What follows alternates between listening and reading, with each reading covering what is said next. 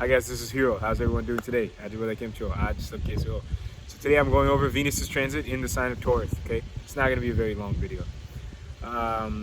So this transit occurs from April 6th to May 2nd. Now, Venus is in Taurus alone, and there's nothing aspecting or directly throwing a full aspect on Taurus, which is good. So it's simple, right? So right off the bat, we could assume here that, we're going to be able to enjoy stability a bit, right? Now, the part where it could get a little tricky is that Ketu is in Libra, okay? And also, you have Mercury that's in Aries, which is going to be going retrograde. And then you have Sun coming in a week after this transit, and then Jupiter coming in another week after this transit, right?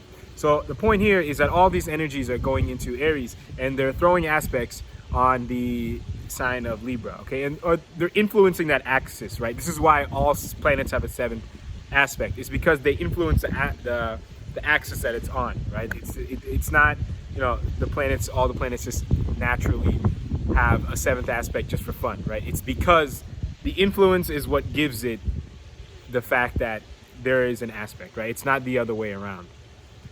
So just wanted to make that point clear. Now, so I just said Venus being in Taurus makes it so that you are able to enjoy your sense of stability in anything that people deem as being stable, right? So this is like food, family, all this kind of stuff, luxuries and things like that. Now, you have Ketu in Libra, right? Which basically makes it so that you cannot necessarily enjoy stability with certain people you like, okay? Like, for example, like if you like to eat foods, right? Like you might not be able to find people to, enjoy nice meals with or something, like in general more, right? I'm not saying you're going to be lonely this whole time, right? You don't want to take it to an extreme. You just want to focus on the general relative energy that I'm trying to describe to you, so that if you're able to relate to it, you are able to also relate to the solution that I'm going to provide, okay? So that's that. Now, there's a bunch of stuff in Aries, right? So what this means is that Aries is across from Libra. Why? Okay, Libra is all about people. Aries is to an extent all about yourself, okay? The changes you're making. Okay, so if all that stuff is there, and Rahu's there also, and Ketu's in Libra, what you could do, like not in a good way necessarily, is that, okay, you're feeling a little bit detached from people. You really like the Venus and Taurus energies of just overall enjoyment on things. So because all this crowded energies are in Aries, let's go ahead and do all these crazy things because we're able to enjoy properly, right? So let's go ahead and do all this crazy stuff. So like make these changes, try all these new things to compensate for the fact that we're not able to enjoy with other people, right? So this is a really good example of why it's very good to look at the whole chart as a whole, right? Not to see, oh, Venus is in Taurus, this is it, right? We all have different spiritual challenges, and a lot of us have these challenges even if we have a lot of, good placements, right? So right here, so we have Mercury there who was slowing down as soon as Venus goes into Taurus, right? And when it slows down at the beginning, it's getting ready to go retrograde. It's actually almost just as bad as when it's retrograde, right? Because it's slowing down, right? Like this isn't the same as when it finishes going retrograde and it's speeding up for reasons that I'll cover in another video, okay? I'll probably have my Mercury retrograde video coming out soon for when it goes into Aries. But, so you have a somewhat malefic Mercury in Aries, okay? So that tendency to make these changes is already pretty hot. You have the Sun there, right? The Sun does get exalted there. However, it still is the Sun. And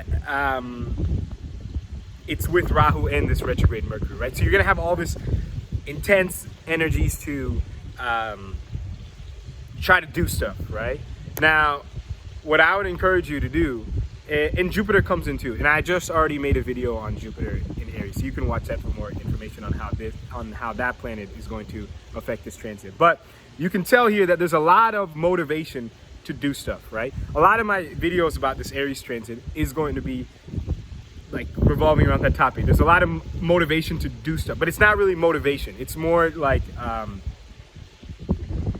more like an illusion that you have to do stuff, kind of, okay?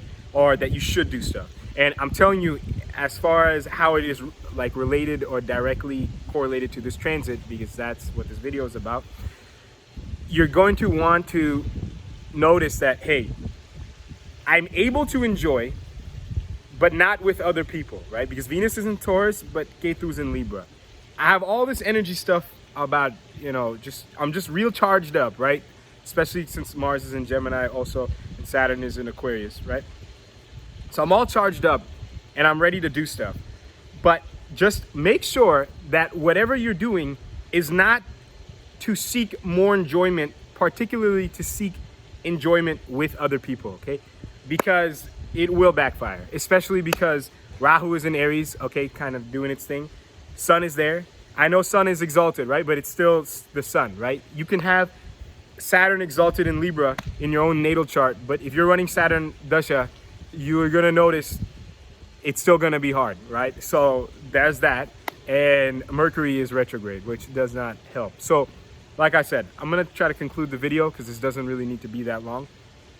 Just make sure you enjoy, but if you're not enjoying with other people, that's okay. You don't need to make any crazy changes to your life or anything like that in order to compensate or try to cover up the fact that, you know, you might feel a little bit lonely here, okay? Ketu's been in Libra for some time, right? But the thing is that when Venus is in Taurus, the enjoyment with things energies go up. So naturally, the energies of the sign of Libra are also going to go up.